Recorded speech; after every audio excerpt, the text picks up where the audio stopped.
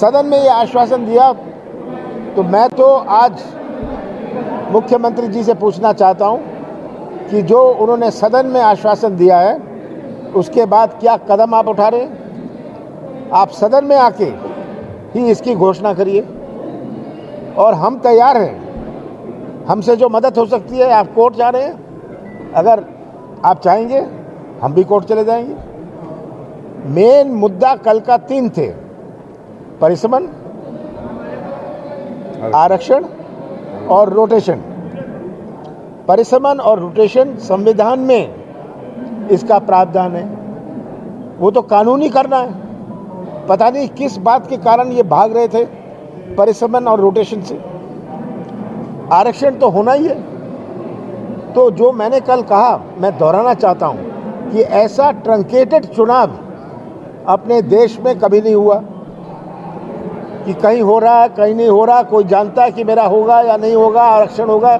ये परिस्थिति पैदा करी, इसकी क्या आवश्यकता थी। और जब सुप्रीम कोर्ट में ये मामला एक दूसरा मोड़ लिया, ये हमारा पॉइंट नहीं था। ये कहते हैं कांग्रेस कोर्ट गई, विवेक तन्खा कोर्ट गए। विवेक तन्खा ने तो स्पष्ट कर दिया कि मैं तो रोटेशन पर किया था, नाम निशान नहीं है आरक्षण का। पर मामला जब सुप्रीम कोर्ट में बहस के समय जब सरकारी अधिवक्ता मौजूद था, आयोग का अधिवक्ता मौजूद था, ये चुप बैठे रहे, शांत बैठे रहे कि उनको ऐसे इंस्ट्रक्शंस थी। और अब जब ऐसा हो गया, आप दूसरे दिन जाते थे, दूसरे दिन जाना था ऑर्डर रिकॉल का। रिकॉल का प्रावधान होता है, अगर कोर्ट ने कुछ गलत समझा है या कोई गलत मोड़ ले लिया, कोर्ट में आप दूसरे दिन जा सकते हैं। आप चुनाव की प्रक्रिया शुरू कर रहे हैं, चुनाव की प्रक्रिया अभी चल रही है और ये चलती हुई प्रक्रिया में वो जानते नहीं कि चुनाव होगा नहीं होगा, जहाँ नहीं हो रहा वो जानते नहीं आरक्षण होगा या नहीं होगा।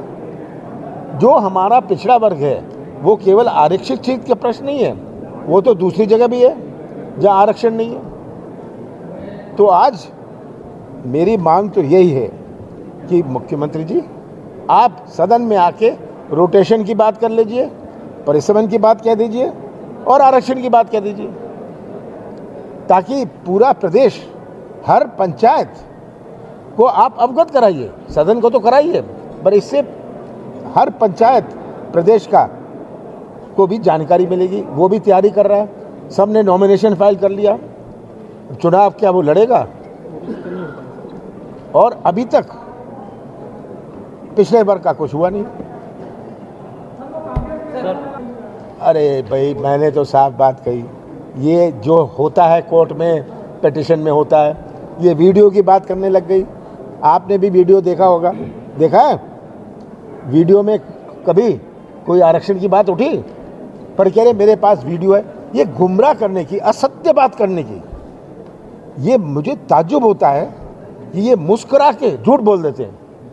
हाँ, मुस्कुराएंगे, झूठ बोलेंगे और सोचेंगे सबको अब कह दिया, बात खत्म हो गई। गोपाल भार्गव ने जी जो 10 साल जब वो पंचायत मंत्री है तब ऐसा कभी नहीं हुआ, मतलब अपनी सरकार पर सवाल उठा रहे हैं। उमा भारती जी ने उठाया, गोपाल भार्गव जी ने उठाया, क्योंकि ये बात स्पष्ट है, इसमें कोई बहस की बात क्या है, समझने की क्या बात है।